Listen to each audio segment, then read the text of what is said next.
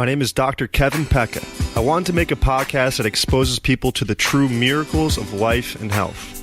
All the guests on this show have been specially picked because they bring something positive to the world. They have some of the most amazing and inspiring life stories. These people have a passion for living, healing, and leaving the world better than they found it. There is something inside these people that made them keep fighting through all the tough times, even when people told them it was not possible. They carried on and made their lives beautiful again. And now they are sharing their experiences with the world. This is the Expect Miracles podcast. Enjoy the show. Ian Cramer is a plant-based cyclist and wellness coach out of Rochester, New York. He is also host of the Ian Cramer Podcast, available on iTunes and other podcast playing platforms. Ian is an enthusiast for life and wellness, and today on the podcast, he shares with us his wellness journey and all the rich benefits a plant-based diet has to offer. Please welcome Ian Cramer. Ian, how are you today? Doing well, Kevin. Thanks so much for having me on. Now, Ian, you are a plant-based cyclist. How did you get into this journey you are on now? So as far as the cycling goes, this was the summer between my sophomore and junior year in high school. And I went to high school in rural upstate New York and in very small high school, graduating class of 84, where you were an athlete. You pretty much had to play every single sport, I feel. And I enjoyed soccer, basketball, baseball all year round from 7th grade on to when I was a senior. And so, but I didn't really like to run that much. It just didn't really interest me. So in the summers when I knew like I had to get in shape for soccer, a friend called me up and said, "Hey, do you want to go for a bike ride on these what are called rails to trail? We convert old railroad beds that aren't used anymore into just very flat kind of cinder trails for walking and biking and stuff like that." And I said, sure. And I went on a pretty basic mountain bike and I really liked it. So I kept riding by myself on these trails on the road. And I was riding so much on the road, I was wearing holes in my mountain bike tires. And I thought, okay, I want to get something a little more efficient and a little faster. And so I bought my first road bike probably between the summer of my junior and senior year of high school. It was an aluminum Trek 1200. And I rode that thing for 6 or 7 years, all the way through undergrad and grad school. So that's kind of where the cycling came in. And then I didn't start riding competitively until when I was in grad school at Miami University. And then I guess the plant-based aspect of plant-based cyclists comes in grad school. There was during my first year there. And mind you, at this point, my first semester, this is circa, fall of 2010, I was buying my groceries for the first time because I had lived on campus in undergrad for all 4 years, wasn't buying my own groceries, dining halls. So I was buying my own groceries for the first time. And what I like to tell people is I like to be very transparent. I didn't grow up vegan. I didn't grow up plant-based. I was buying copious amounts of Greek yogurt, some chicken, gallon of milk a week. Mm-hmm. Because I thought I needed it and because I thought it's tradition. It's what I grew up with. Yeah. And so my brother got me a gift for Christmas, the DVD Forks Over Knives. And I watched it twice, a back-to-back, because I thought it was so amazing. And there was an athlete in there who I'm blanking on the name right now, but I'll think of it in a second. There was an athlete, Mac Danzig, the MMA fighter. And I thought, okay, we're not like super similar, but we're both athletes. He says he can thrive on this. And not only the health benefits also struck me as like, wow, I didn't know that all this could happen. So I decided to give it a try. As I was training a lot, I was cycling a lot and gave it a try, felt great. Among the benefits were basically my recovery got a lot better, my energy levels went up, and I dropped 15 pounds pretty effortlessly, which is great for endurance athletes. So that's where the plant-based comes from. Just watching a movie, doing it, making mistakes, and it's worked out ever since. Ian, I have a question for you. How was the initial transition? Was that tough for you, cutting out meat? Especially it's probably just the meal prep is probably the toughest thing, coming up with new meals to eat in place of all the meat you were eating. What was the toughest thing for you, or was it an easy transition for you going from just standard American diet to plant-based? Yeah, I would say it was a relatively easy transition, although my transition was probably over the course of a year or so, Hmm. where I was slowly phasing out the animal foods that I enjoyed. But I was never, before or after, I was never really big into recipes. And I think that's one of the things that people stumble on is they think that every single meal of every single day when you're plant-based has to be based on a recipe. And that's not true. The process for me was relatively painless, although there certainly were mistakes, but it went pretty well if you just, I kept things simple. Keep things simple, shoot for whole plant foods, and you'll be good to go. Great. And so you said you noticed the benefits almost right away with transitioning over? I did, yeah. And interestingly, one of the first benefits that I saw was I was sleeping better.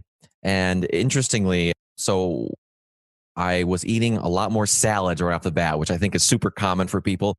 Lots of salads. And it was the salad, 6 or 7 o'clock at night, a couple hours later, go to bed. And man, like as soon as my head hit the pillow, I was out in within like 10 minutes and my sleep quality got better too. So that was a nice perk. But then I noticed that I was less sore.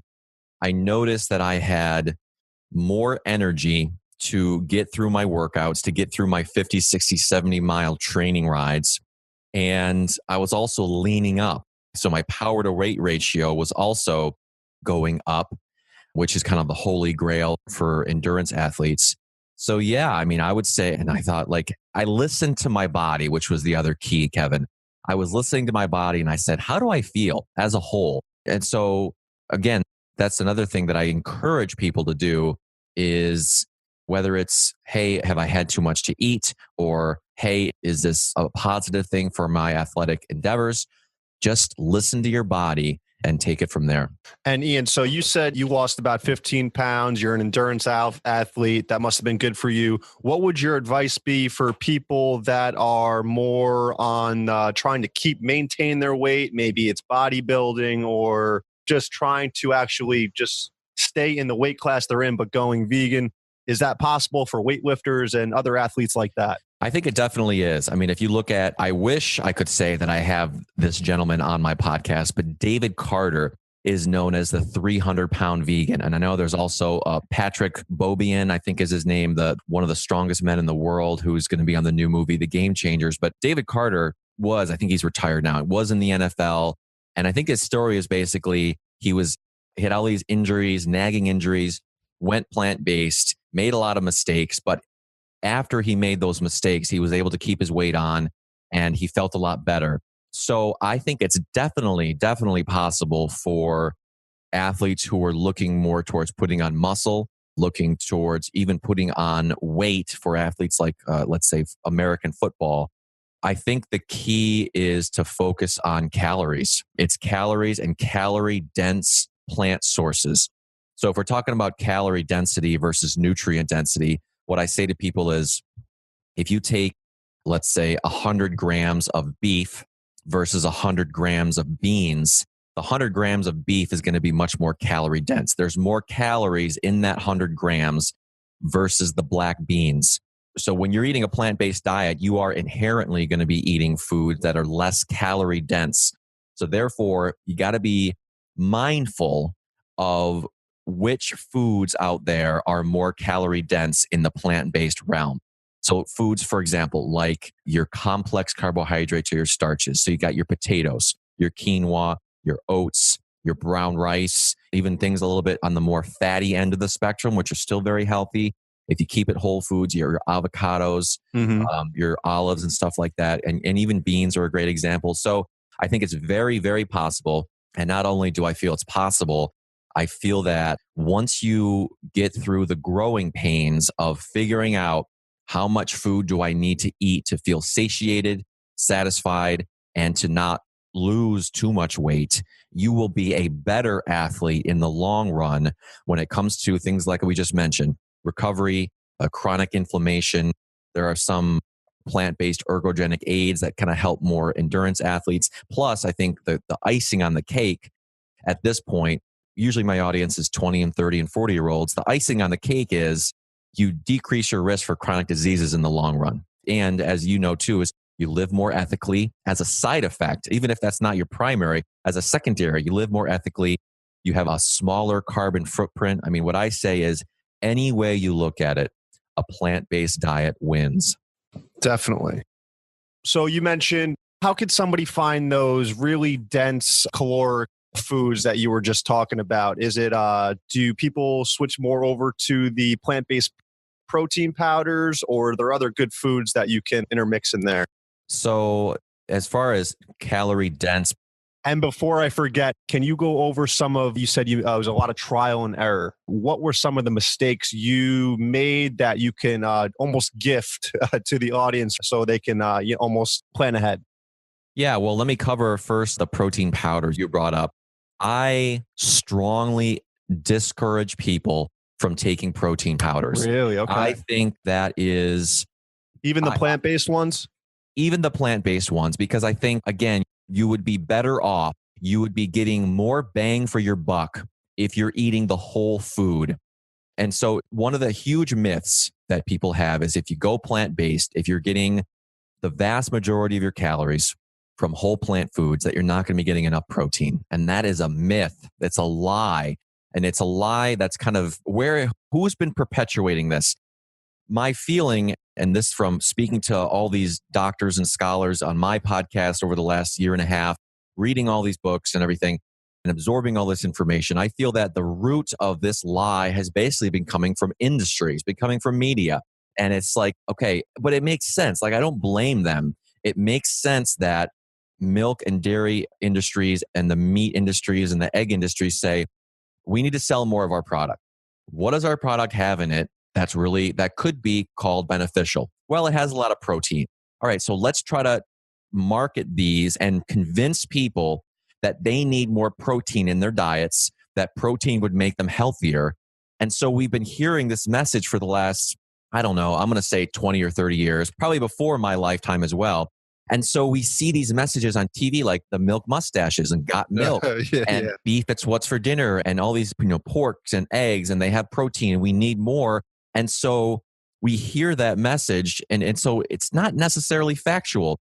What I say in my library presentations that I give in the greater Rochester area is food companies, with rare exceptions, don't care about your health. They care about making more money. So with rare exception, do not take health advice from food companies. They take them from the professionals who actually study this stuff and want to make you healthier. So I guess let me digress back to this, is the whole protein myth. If you are not calorie deficient, it's impossible to be protein deficient. Even if you were a crazy mad scientist working in your lab, dissecting foods, and you had this list of 10,000 foods on the planet, and they're all plant foods, and you say, I want to design a purposefully protein deficient diet that is also calorie sufficient. It can't be done. You can't do it. Right. You can't do it. So with that said, what I want to stress to people is that if you are getting enough calories from whole plant foods, you will be getting enough protein, period. So I frame it that way. And so I say, listen, you can do whatever you want. You do you. I say jokingly is I lay it out for y'all to play it out. Mm-hmm. It doesn't bother me what you do, but I'm here to lay out the facts and say, listen, you really don't need this, but in the end, it's your choice to eat these plant-based protein powders. You would be healthier and better off if you ate, instead of like, what's a common plant-based, like pea protein or whatever, just have the whole peas. Yeah, I see what you're saying. Or what's another plant-based protein powder out there? I don't even know because I don't take them. Mm-hmm. Or just eat the whole food, and you're not only getting the protein in that food, but you're also getting the antioxidants, the phytochemicals, and a lot of vitamins and minerals that you need for recovery. All right. So I think hopefully I answered that question in terms of protein. That was great. And I completely agree with you with the food companies. It's kind of the same with the pharmaceutical companies. Before you start doing your own research into healthcare, it's like you're watching TV and it's like, oh, these people want to treat my depression with Prozac. There's a lovely commercial. These people look happy. It seems like it's fit for me. And you see that all day and you're like, there's no way these people it could be anything bad for me. And you do the research and that's $1 billion industry. They want to push their medication as these Fruity Pebbles and Cocoa Puffs. It's Wheaties. I mean, it's all breakfast for champions and everything, but high in sugar, all that stuff. Yeah, you definitely got to do your research and it's very important, and don't trust everything you hear. Yep, exactly. I mean, so I enjoy in some nights kind of relaxing and unwinding. I watch some TV with my wife and it just surprises me. I went years without watching any cable or any direct TV or anything like that, or regular TV. And recently we just moved into a new house last November and we got this special Bundle, right? Yeah, TV bundle. Yeah. And so now we're watching kind of like the mainstream TV and it's amazing to see how many ads there are on TV for pharmaceuticals. Yeah. It's unbelievable for everything. I mean, so we're seeing a lot of these more, I say, quote unquote, obscure, because I don't think they're as common, but all these medications, when really listen, guys, you got to think about the side effects of taking these medications. I mean, I'm more coming from the angle of chronic diseases. So we have things like high blood pressure, high cholesterol, diabetes, and even things like heart disease as well. These are foodborne illnesses. 99 times out of 100, with rare exception, these are foodborne illnesses. These are illnesses that are chronic illnesses that are coming from your relationship with your food and lifestyle in general. So rather than slapping a pharmaceutical Band-Aid on your signs and symptoms, let's get to the root cause, fix the root cause, fix the reason why you have these chronic diseases. That's the message I'm trying to get out there. Absolutely. And so, Ian, back to that second part of the question, I wanted to ask you, what were some of the trial and errors and some quote unquote, I wouldn't call them mistakes, but just the learning process of going vegan? Yeah, I would say first and foremost, it was a calorie thing for me. I mean, as an endurance athlete, sometimes you have endurance athlete listeners to your podcast, you're burning easy 4,000 or 5,000 calories a day. If you're working out, maybe if you're doing a double, or if you're riding for 60, 70, 80 miles on your bike. And so you really got to pay attention to nutritional or calorie density and getting in enough calories. And early on, I may have been focusing too much on things like salads, although very healthy, not a whole lot of calories in salads. So I needed to learn. And I think a really helpful book for this was The Starch Solution by John McDougall. I really had to learn what plant-based sources were calorie dense. So beans and legumes, like I said, and starchy vegetables like potatoes are really great. And I guess I'm trying to think now, any other major struggles. I guess the other struggle that didn't really have to do with food might have been like eating out and being social and growing thick skin. Very true. Yeah. Growing thick skin and basically ignoring the haters and the naysayers. Because I was just recently, Kevin, I've been a fan of Reddit. And so I peruse Reddit to kind of get a pulse of the plant-based athletic community, the vegan community. Like, what are people talking about? And this one post struck me as particularly upsetting. Long story short, this person wrote in from like northeastern Louisiana and said, the title was, "I'm never eating at another family function again." Because this person said, I'm vegan and my family members sneak animal products into the plates, the food that I'm eating purposefully because they want to harass me and they want to joke around, jab them in the ribs with your elbow kind of thing. And he's like, I hate it. Yeah. And I feel bad for him because at this point, I've been Whole Foods plant-based now for 8-9 years.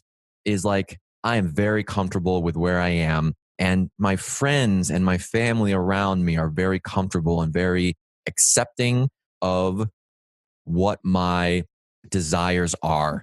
So I feel bad for people like that. But going back to your question, that's something that I had to get used to early on, is saying no to hot dogs, saying no to cheeseburgers at social functions, a picnic in the park kind of thing, and take steps to maybe bring your own Boca burger or bring your own dish. It just took a little bit of forethought, and it kind of sets you apart from the main group. Yeah. You're not like everyone else but the only difference is in terms of what you eat.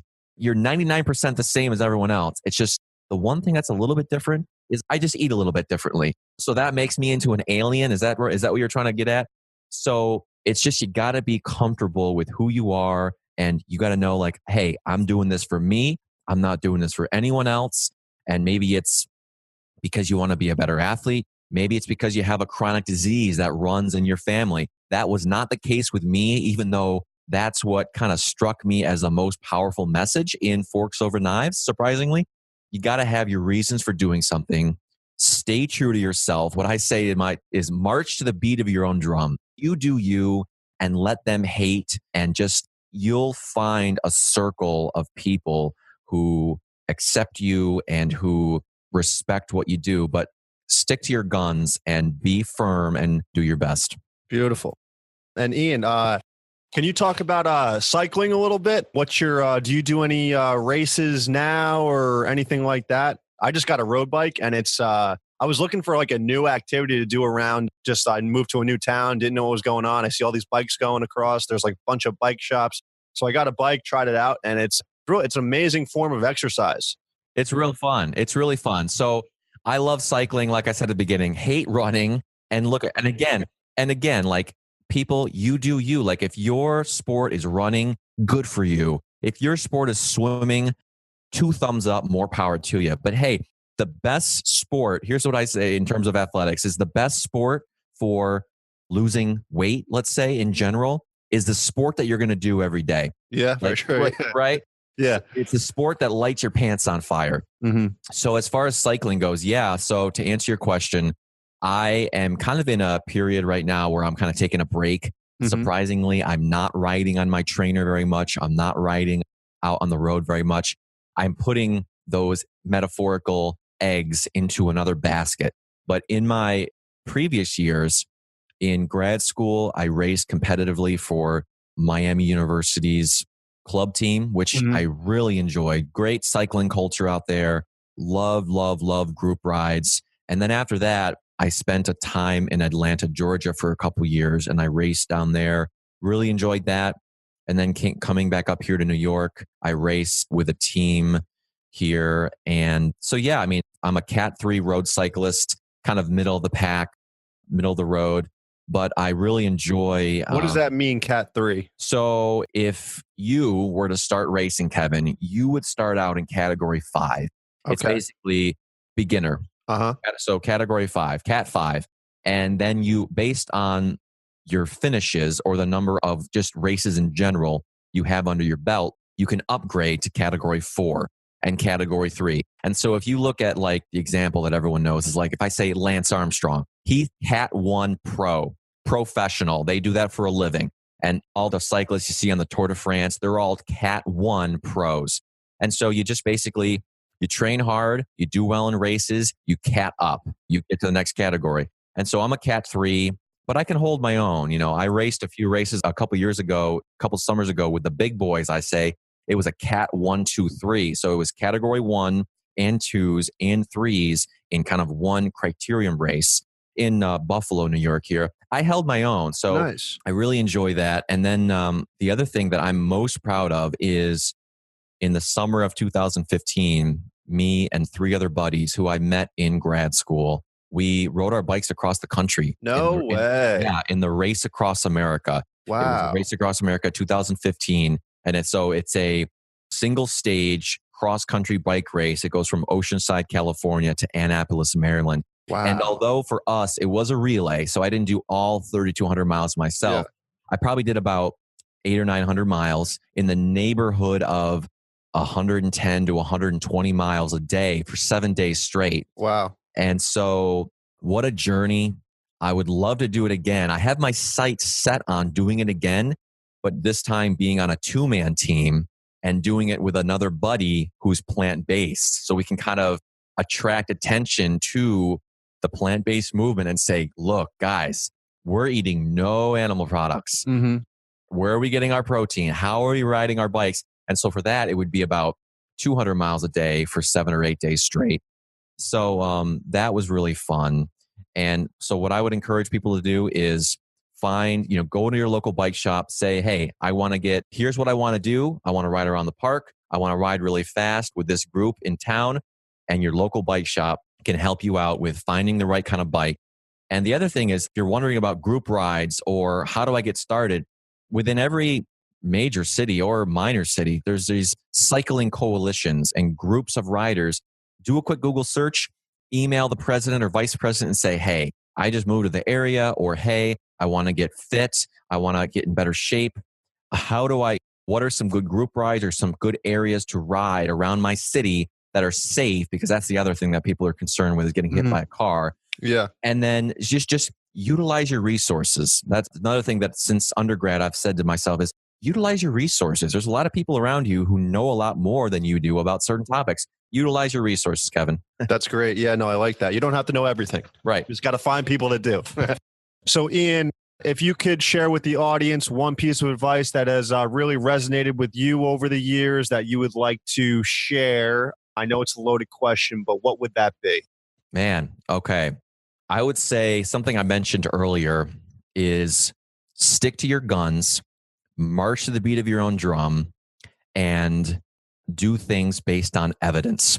So with those three, I guess, is like I said before, is you are going to encounter some haters if you're changing a big part of your lifestyle that sets you apart in a way from the main group, from people in general. So 97% of people are omnivorous, and everyone's thinking like that's the way you should be. But that's not the only way things should be. And if you look at things as a whole, this country is pretty unhealthy. And if we're doing things the way everyone else is doing things, it's not going to end well for you. So stick to your guns, march to the beat of your own drum, grow thick skin, and then do things based on evidence. We do a lot of things in our daily lives that are based on emotion. And I'm not saying that's wrong. In certain situations, I think that could be helpful. But when it comes to something that is as important as your health, if you base things on emotion, you're going to stick to DQ Blizzards and Go-Gurt and cheese doodles and cheeseburgers. All right. Yeah. So, and again, like I said before, no judgment from me. You do you. But if you base things on evidence, and the evidence is a mountain in terms of transitioning towards a diet that consists of more whole plant foods for health, longevity, decreasing chronic diseases. If you do that, then a lot of doors will open up and you will truly find health. Absolutely. And Ian, you are also a fellow podcaster. What is your podcast all about, and where can people find it? Yeah, thanks, Kevin. I say jokingly that my podcast is creatively named the Ian Cramer Podcast. So I started this podcast. It's now about 1.5 years old, back in January of 2017. And the simple tagline is, it's a podcast that interviews doctors and scholars of lifestyle medicine and plant-based nutrition. I really like evidence, as kind of you just heard from my answer. I like learning more. I'm very inquisitive. And I thought, what better way to learn more about getting healthier than to interview the experts? So there's a lot of doctors, a lot of dietitians, some PhDs on the podcast, and it's on the iTunes store. It's on Stitcher. It's also, you can find links and little thumbnails or headshots of every episode on my website, plantbasedcyclist.com. So it's going great. I'm learning a lot, and a lot of people every day are saying, hey, listen, your podcast is really helping me. So it's kind of a labor of love, but I'm hoping it gains more and more traction, and just in the long term helps people understand more of the evidence-based health implications of eating either plant-based or eating another way. Definitely. Well, Ian, thank you so much for coming on. This was a great episode, and I'm looking forward to listening to a couple of your podcast episode, and definitely would love to have you back on anytime. Sounds great, Kevin. Great to meet you. Thanks so much. Absolutely. Thank you, everyone, for listening. If you enjoy the podcast, subscribe, give us 5 stars, and leave a review. It really helps boost the podcast and spread the good word. My chiropractic practice is located in West Orange, New Jersey at Montclair Upper Cervical Chiropractic. You can also find us on Facebook at Montclair Upper Cervical Chiropractic. All of my information is on my website at drkevinpecca.com, drkevinpecca.com. You can subscribe to my YouTube channel at Dr. Kevin Pecca for podcast episodes, patient testimonials, and educational videos. I have daily affirmations and inspirational quotes on Instagram at Easel Affirmations, EASEL Affirmations. And if you have any questions, feel free to email me at drkevinpecca@gmail.com, drkevinpecca@gmail.com. Thank you, everyone, and have a great day. Cheers.